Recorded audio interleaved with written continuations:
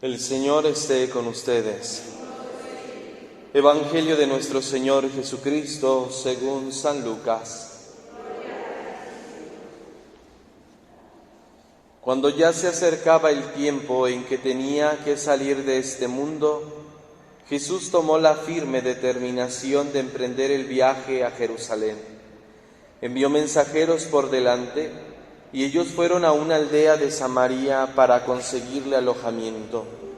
Pero los samaritanos no quisieron recibirlo, porque supieron que iba a Jerusalén. Ante esta negativa, sus discípulos Santiago y Juan le dijeron: Señor, ¿quieres que hagamos bajar fuego del cielo para que acabe con ellos? Pero Jesús se volvió hacia ellos y los reprendió. Después se fueron a otra aldea. Palabra del Señor.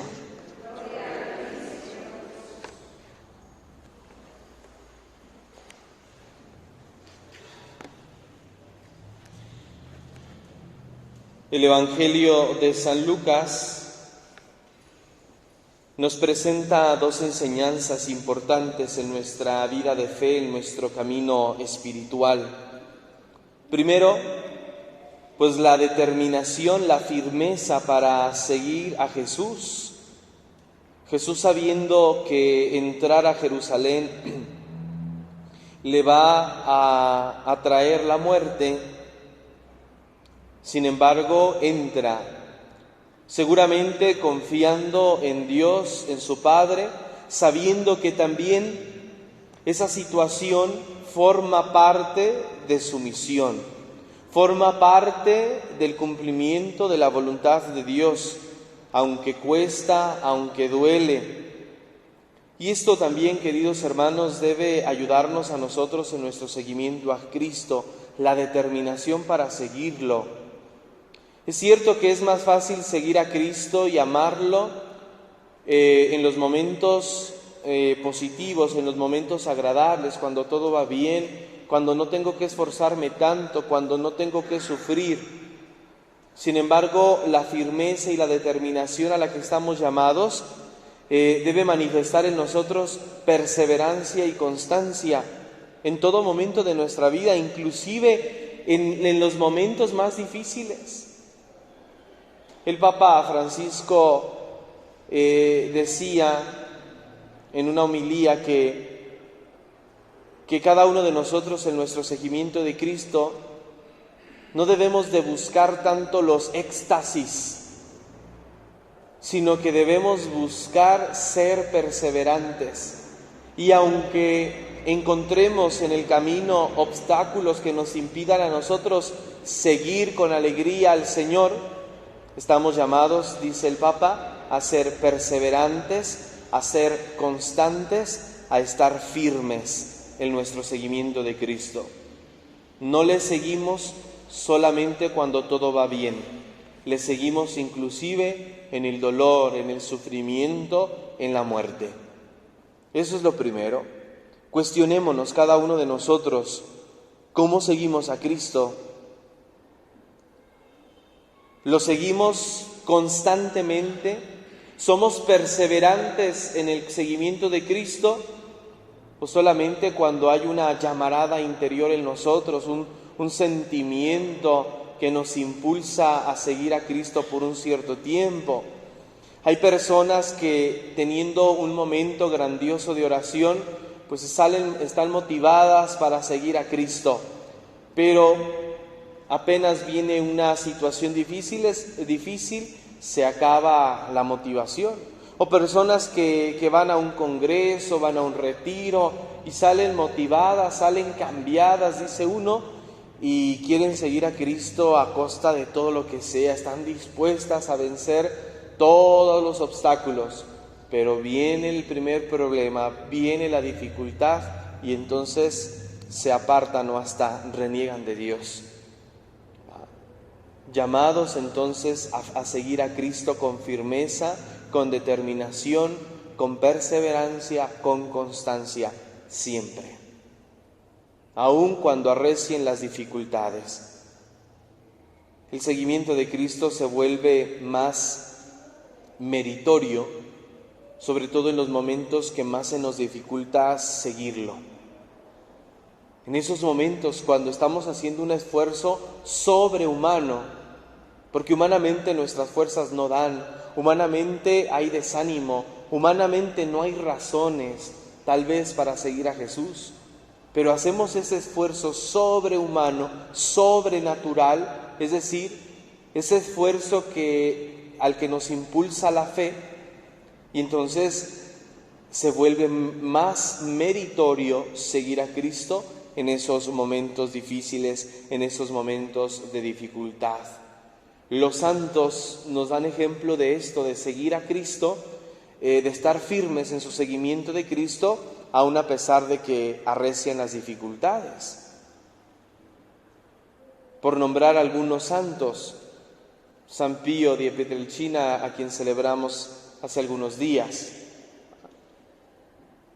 50 años aproximadamente de sufrimiento, de dolor por los estigmas que el Señor le permitió en su vida. Muchos años también viviendo en el anonimato, celebrando la misa solamente personal, sin estar con la gente, sin estar con su pueblo. Son sufrimientos. Y eso le venía de sus autoridades, de su obispo, el no permitirles celebrar públicamente. Y son sufrimientos, pero los sabe vivir, persevera aún en esos momentos difíciles, cuando inclusive pues no hay razones. ¿De qué sirve un sacerdocio vivido en el anonimato si no es para ponerlo al servicio de los demás? Pero persevera, el Padre Pío persevera y continúa. Tenemos a una Madre Teresa de Calcuta, que por muchos años experimentó la no presencia de Dios, y aunque no experimentaba la presencia de Dios en su vida, no dejó de hacer la caridad, no dejó de salir a buscar a los pobres, a los lisiados, a los enfermos por las calles y llevarlos a ese refugio de las hermanas de la caridad para curarlos, para darles las atenciones. Esto por nombrar solamente 2 ejemplos de que aun a pesar de dificultades hay que ser constantes, hay que ser perseverantes. Esto es importante lo que dice el Papa.